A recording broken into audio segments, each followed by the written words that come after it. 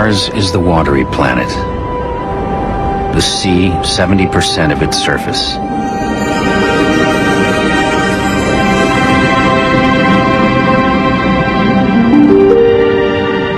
From our beginnings, we prospered off the sea. We fished it, traveled it, built our communities and lives around it. It was a gift, a bounty we would never be far from, for all our days. The sea is the perfect example of nature's generosity. It seems to be willing to feed us for free, forever.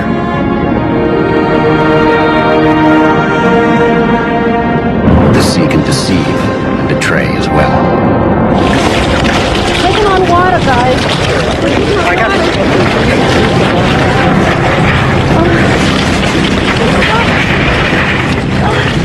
Look out, you guys. I know this place. Put your water in, don't do that. Put the water in, Don't do that. The seabed is littered with shipwrecks. Even the earliest mariners knew full well that this might be their ultimate destination. Okay, there's the smoke flare. I don't think he's... Take it easy, guys. Okay. Take it easy. Let's not get Please, excited. we're rocking the boat. Please don't rock this. Yeah, I can't hear you. Is there somebody that they're sending? Mayday! Mayday!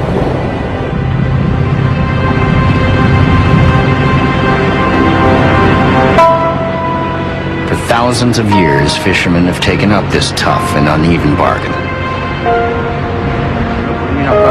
Even today, fishing is by far the deadliest profession in a great many countries.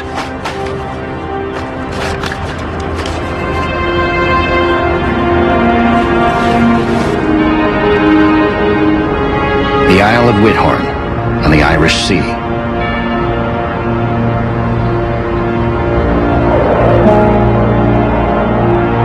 Ringed by Ireland, Scotland, Wales, and England, encircling the Isle of Man, this sea is at the center of the ancient Celtic world. Ruler of all things in sky and sea. Here, on the coast of Scotland, a tiny fishing community is today mourning 7 of its own. Lord God Almighty, is that this act of worship would be for us all, and you beginning with you. As in most traditional communities, fishermen work in families. Cousins, brothers, uncles start with an abiding trust that only deepens with time and water under the keel.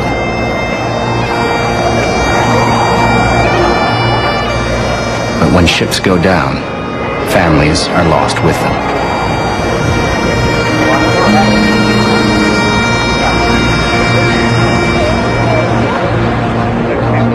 We knew them all. This was what really devastated a community like this, when everybody's life really is interthreaded. But for all these young men to go in one go, and for 3 of them to go from one family, that just leaves one wee boy in that family.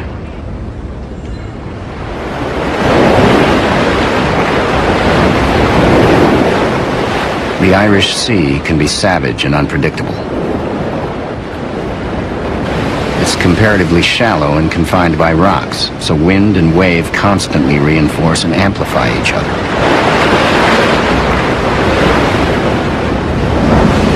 So it's a hell of a place to be caught out. If you're caught out in bad weather, well, you have to try and get back home as soon as possible, because once it starts going bad, it really gets bad. Really nasty. Not a place to be caught out on. Liverpool Coast Guard, Liverpool Coast Guard. But people did get caught out. One night in January 2000. Heading for Ramsey, Isle of Man. The harbor of Douglas on the Isle of Man. Date time group 111901 UTC. A scallop boat called the Solway Harvester has suddenly and inexplicably vanished.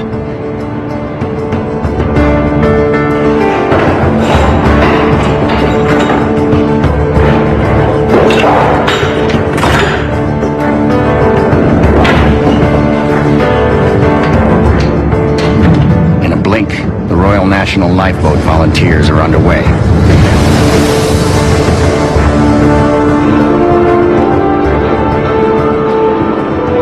The thin pinging of the Solway's emergency locator is all they have to go on. As if a heartbeat is all that remains of a friend.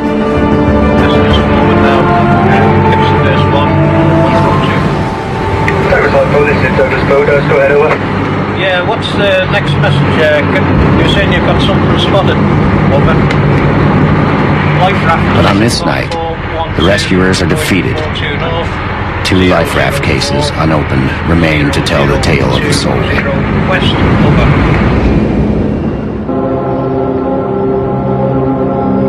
By dawn, all hope is gone.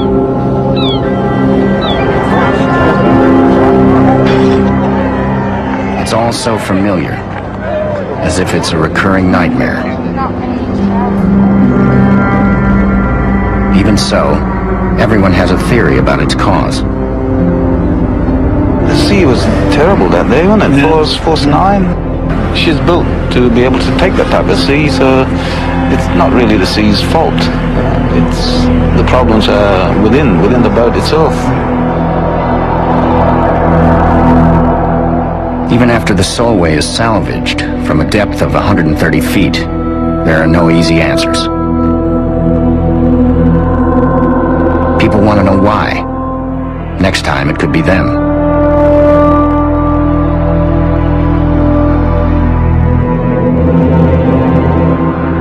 The captain of one of the Solway's sister ships is troubled.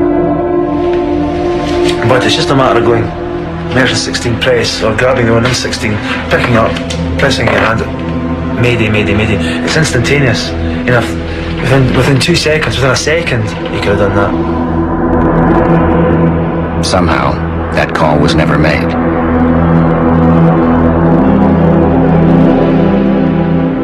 A boat upside down, the crew in their bunks, a sudden darkness and numbing cold.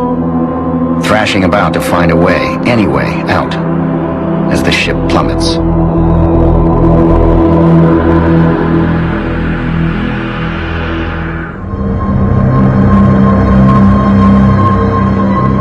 When a ship is lost at sea, it's usually gone forever.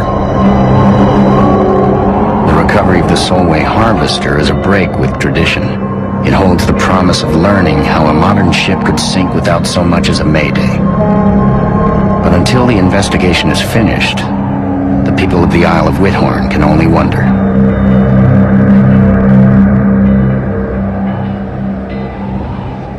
The sea is the lesson. You can't play with it. You can't play with it. You must respect it. And while it gives a living, at the end of the day, it take as well as give.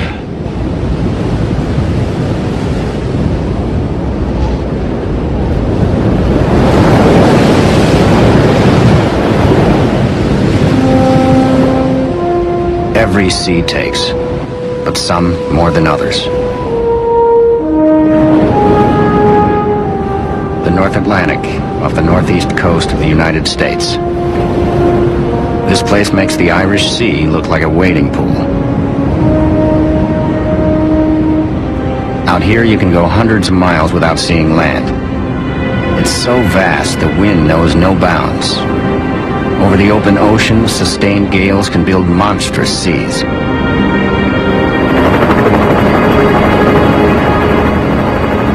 It's a temperamental place where ships and lives are repeatedly lost. Close to 100 people died in 2000 alone. Okay, target inside at 2 o'clock, coming in noise. Roger, target. In these waters, the Coast Guard saves 500 people a year.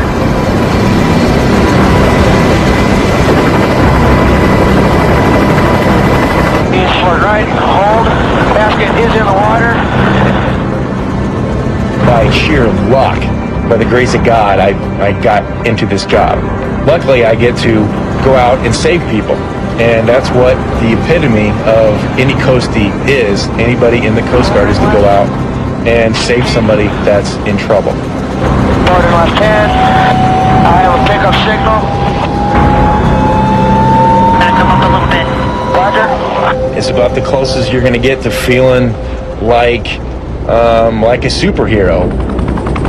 So it's not you just kind of show up, do it, and go home. It really does define like how you feel, how you carry yourself, and the confidence that you have as a person. One of them could not swim, and you've heard of the expression, "Give the shirt off your back." I gave him my life vest off my back. Put the ready 60 on the line. Put the ready 60 on the line. The clock starts as soon as the call comes in. Fishing vessel taking on water. Either you get there fast, or there may be no one to rescue. POV. Now, put the ready 60 on the line. I think 3 of them are survival suits, and have already entered the water. I don't know the status of the other 2. Okay. You don't calculate the odds. You just go. Guys, we got a... The worst thing that I hate to hear when the SAR alarm goes off is people in the water, especially when nobody really knows exactly where they are. A person fell off the boat 3 hours ago. Well, what kind of search pattern is that? You're basically looking for somebody's head. You're not going to see their body. You're just going to see their head float in the water. And it's more, not so much the needle in a haystack, it's the head of a needle in a haystack is what you're looking for. For centuries, when lives were lost out here, it often happened on the great mid-ocean shallows known as the Georges Bank and the Grand Banks.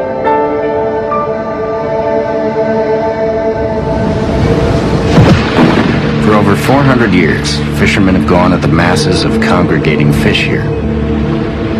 The great submerged land masses cause the deep undersea currents to rise to the surface, laden with nutrients.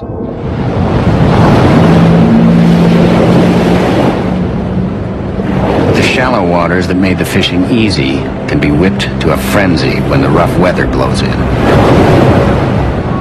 Over these banks, and well beyond them, the mighty Atlantic swells and roars. It's definitely brutal. Some days you get your windows where it's nice, but on a general rule of thumb, it's horrifying to miserable. At its worst, I mean, this is the area where the perfect storm developed. They always hear about nor'easters, you know, when the wind comes out of the northeast here to New England, so it can be very treacherous.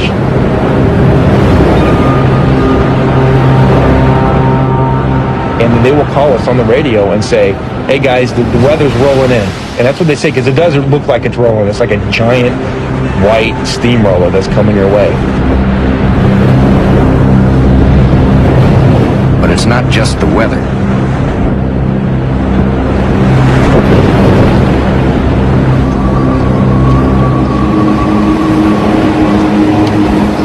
December 1996. The skipper of the Panther hears a sound that every fisherman dreads. An alarm from the pilot house. It was getting dangerous. We were losing this boat. We were definitely losing this boat. This boat was going down. So we immediately went into the drill. I called the Coast Guard, and the first thing they sent out was the jet. And that was like looking at God, because knowing that you were going to go into the water, you knew that that guy could see where you were going into the water. And that was a wonderful feeling, having that Coast Guard jet circle you. When we got on scene, it looked like a boat that was about to sink. That's what it looked like. The whole stern of the boat was submerged, and you couldn't even read the word Panther on the back. It looked like a lost cause to me.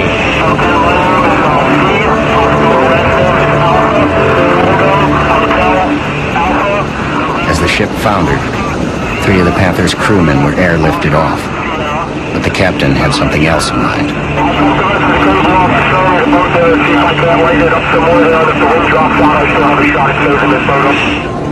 And they asked me to evacuate also, and I told them that, you know, I have everything I own into this boat, and I was going to stay with it and try to save it.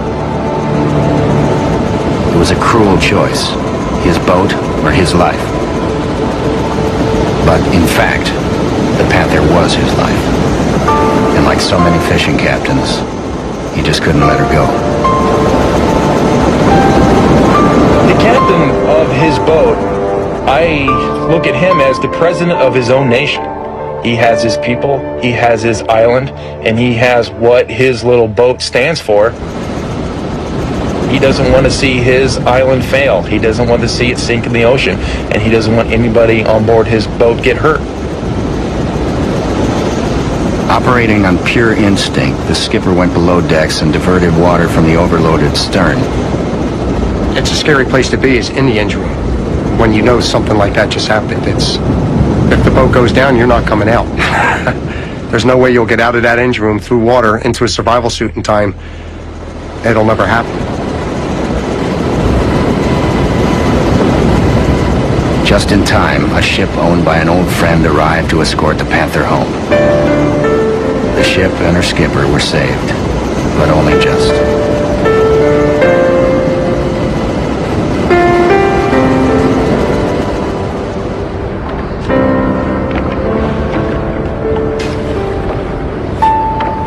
You don't want to see anybody lost. You don't want to see any of the boats lost in town, or in any town. It affects you greatly whenever a boat goes down along the East Coast, especially in Maine. As many boats as we lost the last 2 years here, it's a tragedy.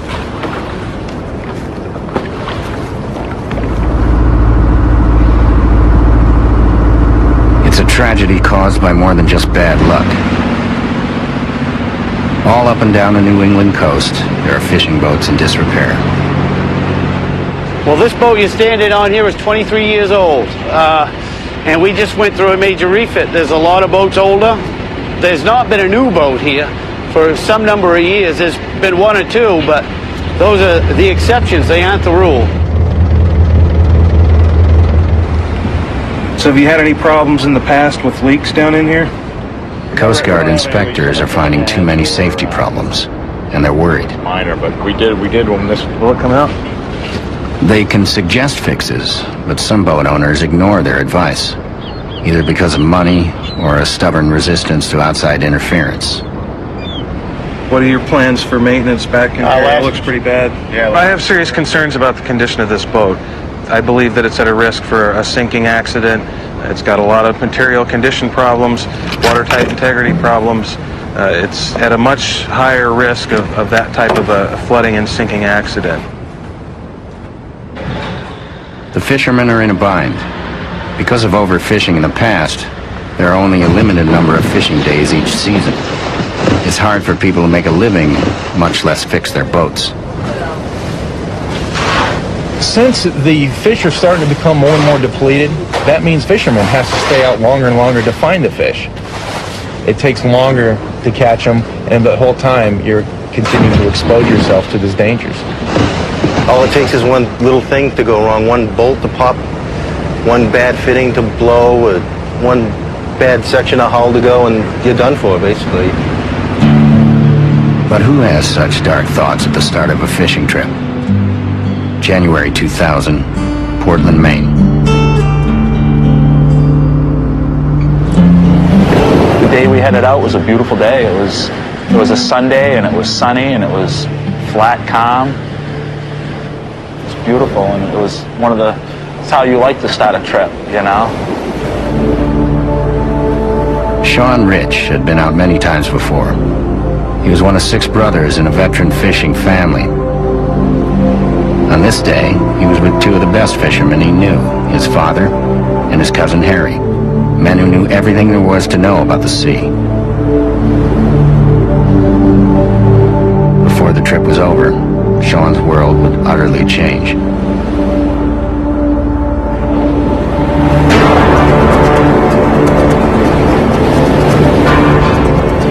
As they start their return to port, the sea begins to boil. They're suddenly trying to outrace a nor'easter. The storms had intensified. Took a couple good seas right over the stern. When that sea came up and washed into the engine room, we knew we was in trouble. My father and I went into the galley, put on our survival suits. This ship will not be saved. There's only time for a desperate call. 7022, 4209, we need help.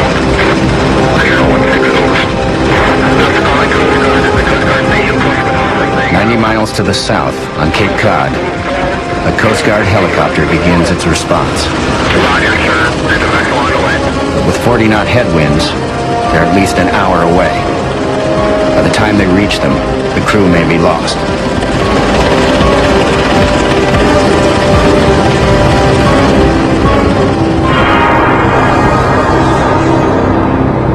I climbed up onto the wheelhouse roof. When I looked back and my father was having trouble climbing up, I said, "Dad, give me a hand." At that point, I see him just look up at the sky because the boat began to roll. The boat's upside down. He's under it. I knew he was trapped. He was gone. In taking time for the Mayday, Sean's cousin has not been able to pull his survival suit fully on. They're in trouble. The shock, my temperature dropping very quickly. The waves would crash on us. I said, "Sean, I don't think we're going to make it." At that point, I said to myself, "I'm going to make it. There's no way I'm going to die out in the middle of this ocean." Meantime, their emergency locator drifts away as Sean struggles to keep his cousin's head afloat. The beacon is their only chance. Sean has a choice: stay with his cousin or swim for the locator. Without it, they'll both die. I swam right to it, and I grabbed it. I turned and I saw Harry, and I swam back to him, and I made it back to Harry. By the time Sean makes it back, only a lifeless body remains. For the next 2 hours, Sean tries to hold on. When he drifted away and we drifted apart, it was a very lonely, scary feeling, alone in this ocean at nighttime, in this storm, wondering if even anybody was going to attempt to come find us, because it was pretty nasty. So I hung on and I prayed. I prayed constantly. I just asked God to send somebody to find me. What Sean needs is a miracle. That's the way it is with night rescues. They're always a close call.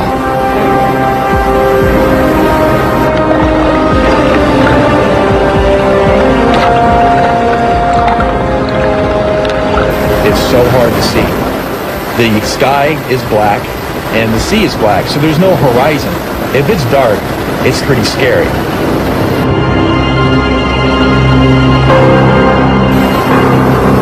I got him. That's 3 o'clock.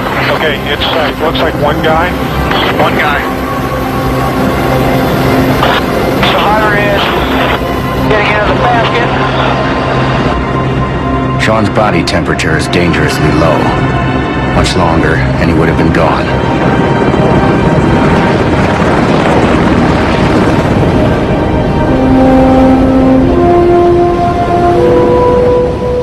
One of the things that troubles me the most, and that has kept me awake many nights, is dealing with the fact that I watched my father die right in front of my eyes and couldn't really do anything about it.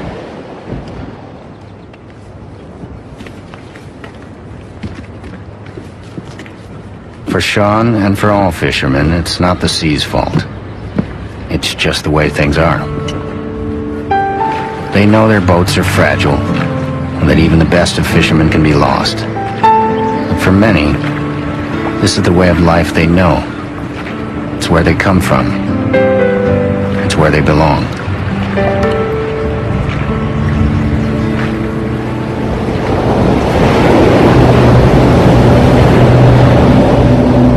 No one belongs here.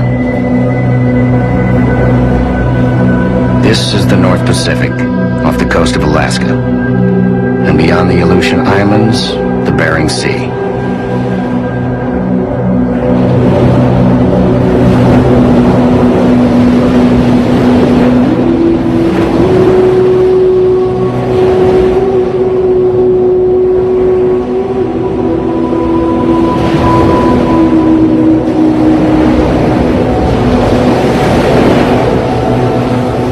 It's the last place on Earth. In winter, hurricane-force winds throw steep and punishing seas at you.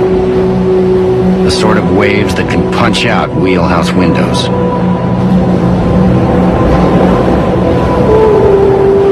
It's Still, this is where the money is. For the Bering Sea harbors a mother lode of crabs. And so the industry thrives through short and furious seasons. It takes Olympic strength to be able to do that. Those guys don't work 8 hours. They don't start at 8 and then stop at 4 o'clock in the afternoon. They go out there, and the idea is the longer you're out there, the more fuel you're burning, and the fish are getting older in your holds, and there's more fish to be caught.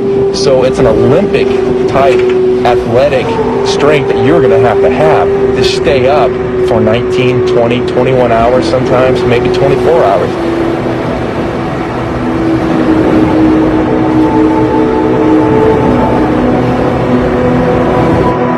They cope with some of the worst weather on the planet.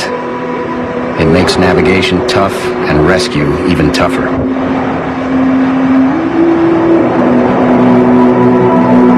Wave action and being that close to shore even makes the waves start to break. It makes the waves bigger as they close in the shore.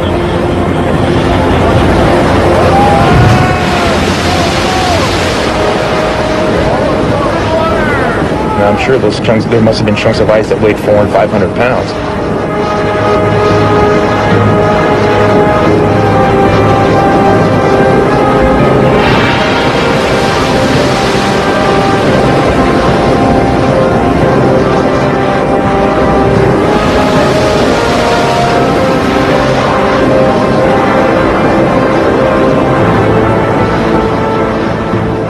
You would never lower your rescue swimmer into that situation because now you have another person. So it's a situation of so close yet so far away. They lower the basket, now that person has to swim to the basket. And there's nobody to help him do that. And he's going to have to do it in his own power. And it's hard to be in ice, in the Bering Sea, and have to swim to the basket.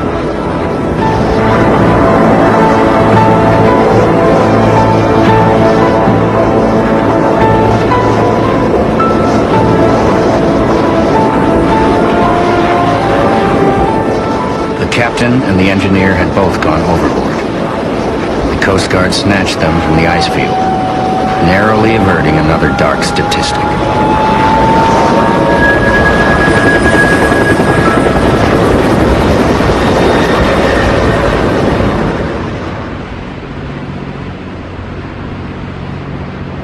Dutch Harbor, Alaska, the fitting out capital for the crabbing industry. This place is so remote and this job so otherworldly that Dutch Harbor has a look of desolation about it. It's like some jumping-off base for deep space on some forlorn moon. A last-ditch glimpse of normalcy before the unpredictability sets in. Attention all mariners, this is the National Weather Service with marine forecast. The outlook calls for southeast winds 30 to 40 knots, seas 15 to 20 feet. Winds will be gale force Saturday, Sunday, and Monday morning. For the Bering Sea offshore. As they fiddle with their crab pots one last time, the fishermen all know what they're headed for. Will their luck hold out? Can they withstand one more roll of the dice? Though Dutch Harbor has seen 1,000 tragedies, one stands out. It's a story almost 20 years old, but one that every fisherman remembers. What went wrong has never quite been sorted out. And as everyone knows, unresolved tales are by far the most haunting.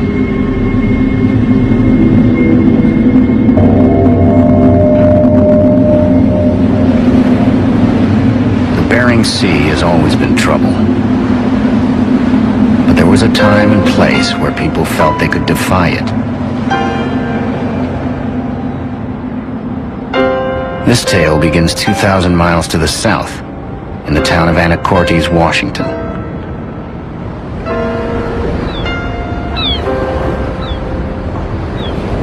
For years, the people of Anacortes fished the gentle waters of the Puget Sound for salmon. Fathers passed on their trade to their sons. Nobody got rich, but it was a living.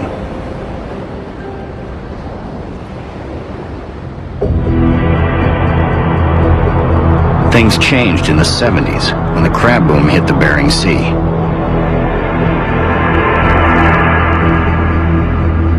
Overnight, crab became a multi-million-dollar catch. Crew members came home with $50,000 for a few months' work. Skippers averaged 3 times as much.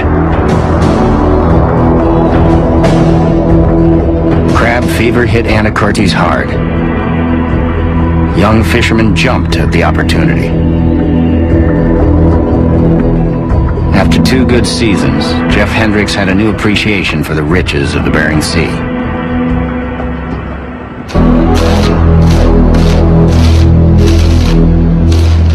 He built a new crab fleet for Anacortes, the A-boats, the Alyeska, Antares, Americus, and Altair.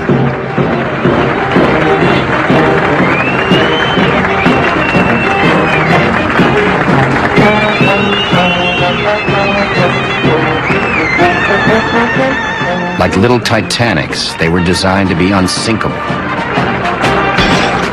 Built in the local shipyard and crewed by local boys, they were the pride of Anacortes.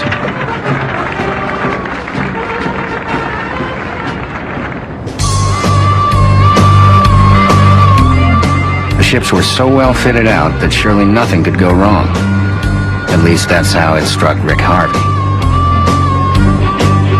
I can remember walking into the galley on one of these A-boats when they're really decking the galleys out and stuff, and thinking, you know, these are nicer than most people's kitchens. It was the ultimate boys' adventure, and they were getting paid for it.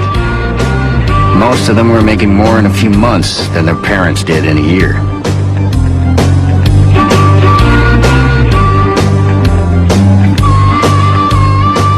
Brian Melvin was only 25, but already he was skipper of an A-boat. Basically, with those boats, you go out and work them 24 hours a day, and if you kept working hard, you're going to have a successful season. 1983. The boys are due to leave Anacortes for the long voyage north and the start of the crab season. At the last minute, Rick Harvey decides not to go. My brother wasn't doing anything at the time, and he had been salmon and herring fishing, so he actually slipped in the spot where I left.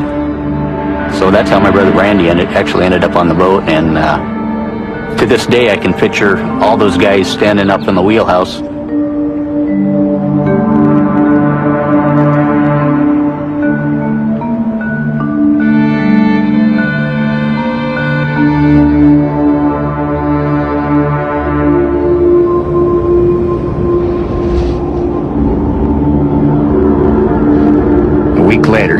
Boats reach Dutch Harbor, where they begin loading crab pots.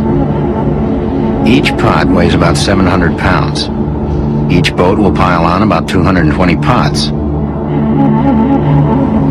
Each captain must make sure his boat is stable under all that weight.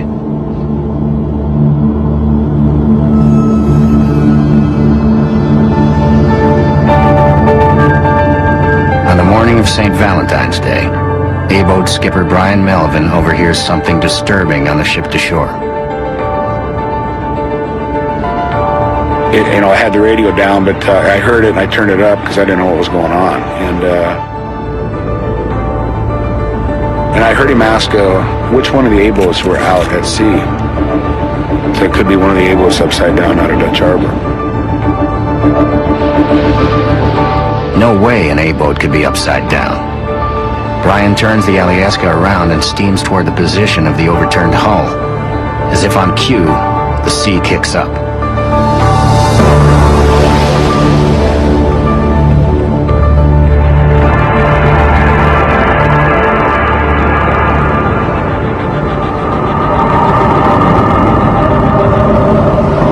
There's no mistaking the overturned hull of the Americas. Held up by trapped air, the boat could plummet at any moment, her crew trapped inside. I had a couple guys that probably would have went over the side and swam over that boat and, pound on the hull or whatever. But the sea conditions were, way too bad to allow somebody to do that. But it was a pretty helpless feeling. As Brian watches the Americas disappear, he thinks of his brother, a crewman on the Altair. He tries to raise him on the radio, but the Altair is silent. It was almost unfathomable to think that, something could happen to those guys. Things were bad enough already without even thinking about that. Why doesn't the Altair respond? Brian is forced to think the unthinkable. The Altair might also be in trouble. He begins a desperate search for his brother.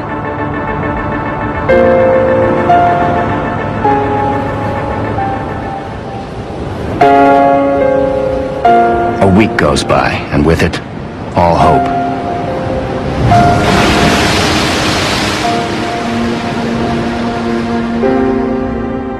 Like the Americas, the Altair is lost.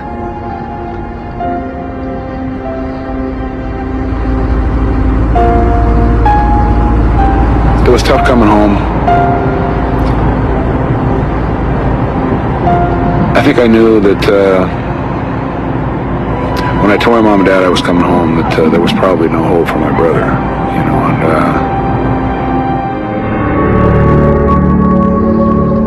2 boats, 14 crew members, gone. It was the single worst disaster in modern American commercial fishing.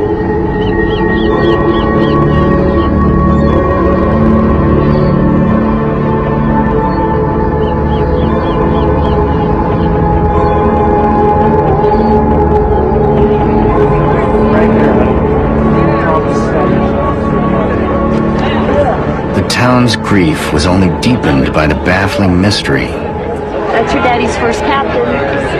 That's your daddy's best friend. Why did it happen? How could 2 boats be lost in calm seas so close to Dutch Harbor?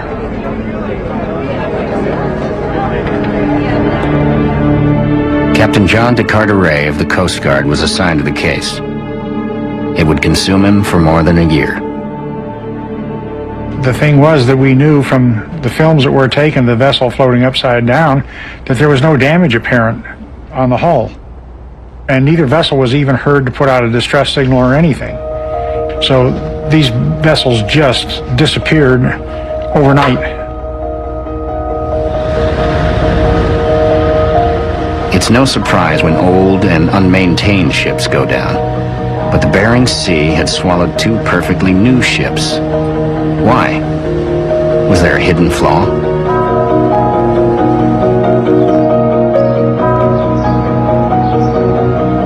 Every fishing community has a font of collective wisdom it turns to in times like this.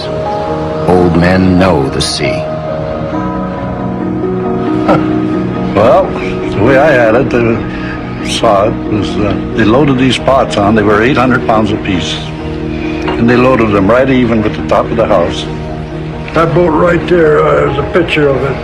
We saw it roll over in just a second, in not a big sea either. I just thought that boat was way too heavy, on top. I knew 29 catfish. De Carteret suspects they're right, but he has no proof. There you go. There you go. There you go. He calls in Bruce Adey, a stability expert at the University of Washington.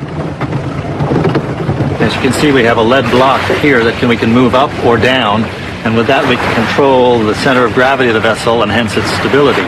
One way or the other, it's going to... When a boat capsizes, go over, right, like it happens so quickly the crew has no time to call for help. We need to go get it. That sort of goes... Could this be why the missing A-boats didn't send a mayday? Over it goes. Hundreds of sophisticated tests and calculations later, Adey has no better luck than de Carteret. We were feeling that frustration was really taking over. So we decided we would go back to the shipyard and start all over again.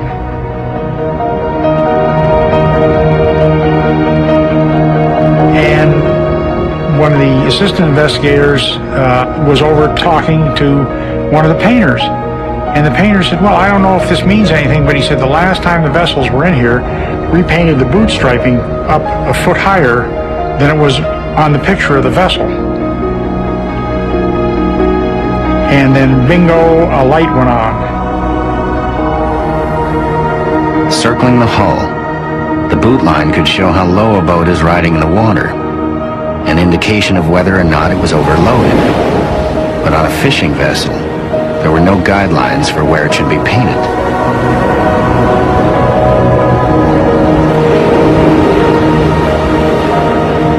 So right away, this meant that the vessel was a foot deeper in the water than we had calculated. We were calculating on the boot striping the way it was put on the design plans of the vessel. The decks of the Americas and the Altair would have been precariously close to the sea.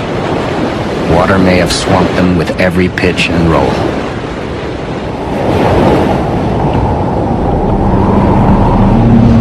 I think they left Dutch Harbor. They probably all, except one person, went to sleep.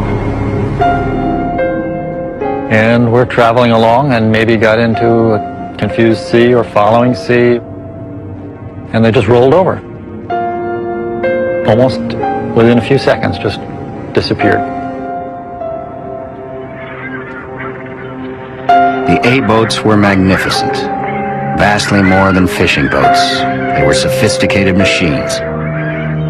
But to sail them, you needed a deep understanding of stability in wind and wave and ice. In the quest for profit, few captains took the time for training in those days. In the A-boats, technology had come too far, too fast, beyond the ability of man to stay apace. But even after the A-boats went down, people continued to go north for crab.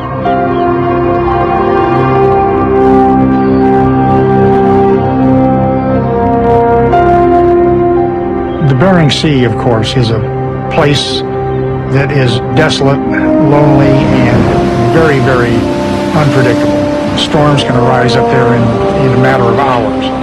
And the men that go up there to fish are a breed unto themselves. It really does define who they are as a person. We are lobstermen, and we are sword fishermen, and we go fishing for halibut in Alaska. And they probably can't envision themselves doing something else. And if they're going to die or they're going to be hurt, they might as well be doing it fishing.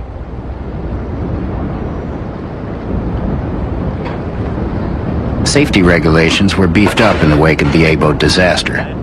The Coast Guard now works more closely with fishermen, and deaths have decreased.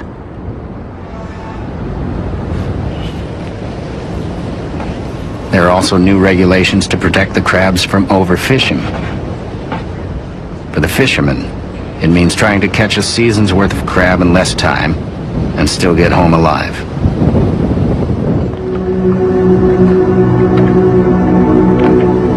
For all the changes, commercial fishing is still remarkably dangerous off Alaska.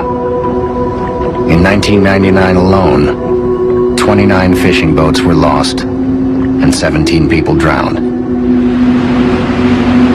And still, they go.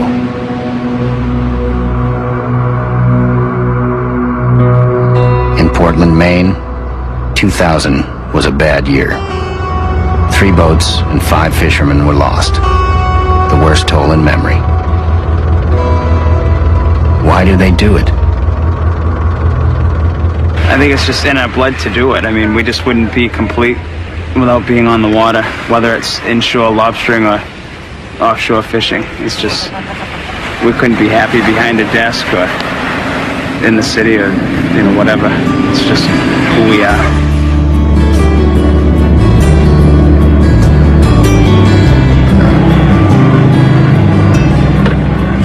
Soon after his ordeal, Sean Rich was again out doing the job he loves. Lobstering is a family tradition in Maine. Calm and prosperous, it's as much a pastime as a job. These are the best of times. But every day like this will have to be earned by wintry days on the open ocean.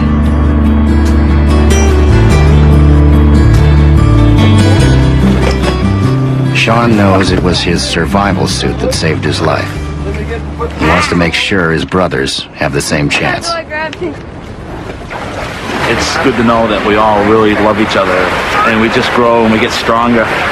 we get stronger and closer as brothers, and it's nice. It's nice having a big, strong family. I can't stand up! On your back now.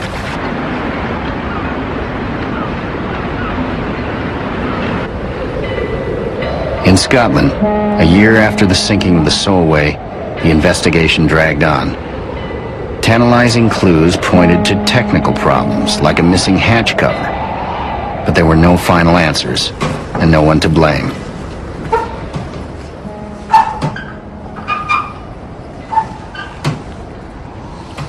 It's always important in a fishing disaster to find out, if you can, what has happened. It's a risky enough game, fishing. Probably one of the most dangerous games in the world, and you want to try and reduce the odds if you can.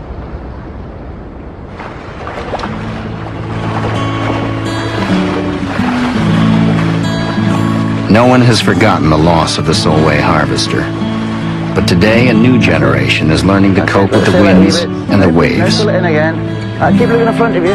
At the local sailing school, they're putting the tragedy behind them. Just shortly after that accident, I wondered whether it was right that I should continue teaching people to go to sea. But when I see the pleasure these young kids get and how much fun they have, then, yeah, I keep going.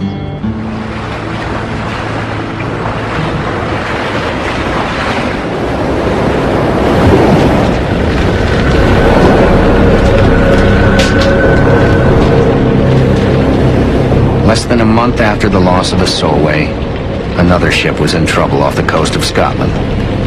The Be Ready was on fire, and her crew had to scramble to safety. Why do they do it? For the money, yes, but also for the freedom, the adventure, and their common bond with the past. I like coming and going as I please. I enjoy nature. It's a way of life. It makes me happy when we leave, and it's a thrill coming back to the dock when you have the fish hole full. You've accomplished what you set out to do. I love it.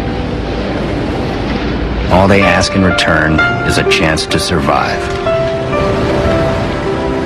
As the sailor's hymn has it, O sacred spirit, who didst brood upon the chaos dark and rude, O hear us when we cry to thee for those in peril on the sea.